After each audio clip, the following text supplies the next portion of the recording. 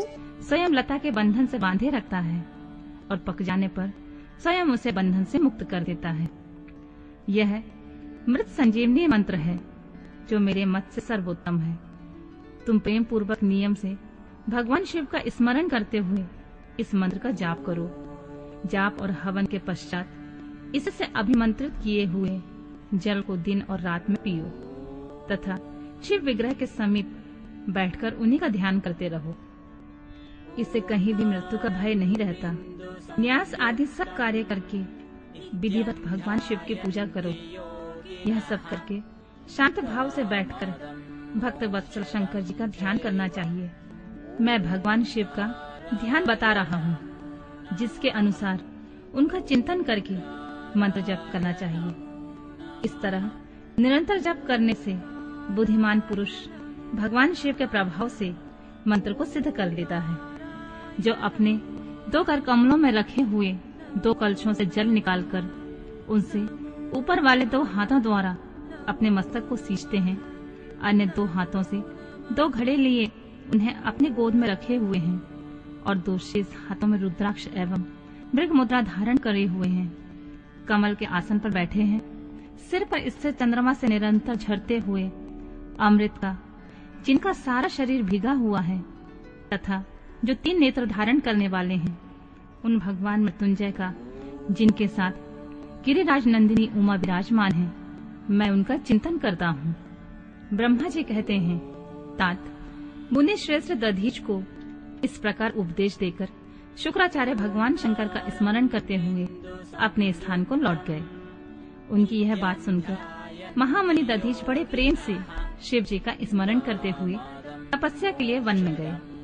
वहां जाकर उन्होंने विधि पूर्वक महामृत्युंजय मंत्र का जाप और प्रेम पूर्वक भगवान शिव का चिंतन करते हुए तपस्या प्रारंभ की। दीर्घ काल तक उस मंत्र का जप और तपस्या द्वारा भगवान शंकर की आराधना करके दधीच ने महामृत्युंजय शिव को संतुष्ट किया। महामुनि उस जप से प्रसन्न चित्त हुए भक्त वत्सल भगवान शिव दधीच के प्रेम वश उनके सामने प्रकट हो गए। उन्होंने अपने प्रभु शंभु का साक्षात दर्शन करके मुनीश्वर दधीच को बड़ी प्रसन्नता हुई।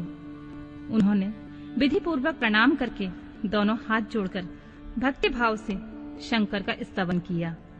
तात मुने तदनंतर मुनि के प्रेम से प्रसन्न हुए शिव ने दधीच से कहा, तुम वर मांगो।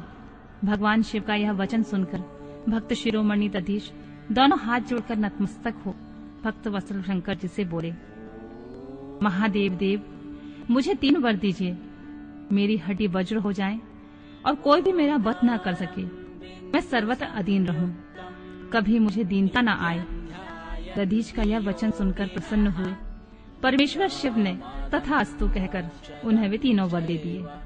शिव जी से 3 वर पाकर वेद मार्ग में प्रतिष्ठित महामुनि दधीच आनंदमग्न हो गए और शीघ्र ही राजा शुभ के स्थान में गए।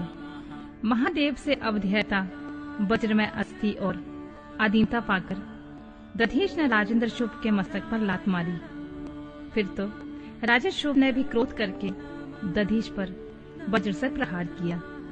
वे भगवान विष्णु के गौरव से अधिक गर्व से भरे हुए थे, परंतु शुभ का चलाया हुआ वह वज्र परमेश्वर शिव के प्रभाव से महात्मा दधीच का नाश न कर सका। इससे ब्रह्म कुमार शुभ को बड़ा विस्मय हुआ। मुनीश्वर दधीच की अवधेयता, अधीनता और वज्र से भी बढ़ चढ़कर प्रभाव देखकर ब्रह्म कुमार शुभ के मन में बड़ा आश्चर्य हुआ।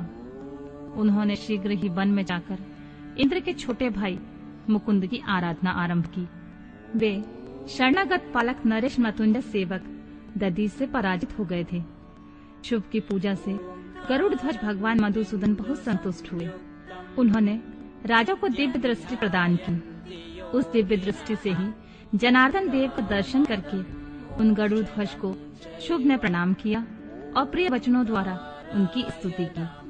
इस प्रकार देवेश्वर आदि से प्रशंसित उन अजय ईश्वर श्री नारायण देव का पूजन और स्तवन करके राजा ने भक्ति भाव से उनकी ओर देखा तथा उन जनार्दन के चरणों में मस्तक रखकर प्रणाम करने के पश्चात उन्हें अपना अभिप्राय सूचित किया। राजा बोले, भगवान दधीच नाम से एक प्रसिद्ध ब्राह्मण है जो धर्म के ज्ञाता हैं। उनके हृदय में विनय का भाव है। वे पहले मेरे मित्र थे। इन दिनों रोग शोक से रहित मृत्युंजय महादेव की आराधना करके वे उन्हीं कल्याणकारी शिव के प्रभाव से समस्त अस्त्र शस्त्रों द्वारा सदा के लिए अवध्य हो गए हैं।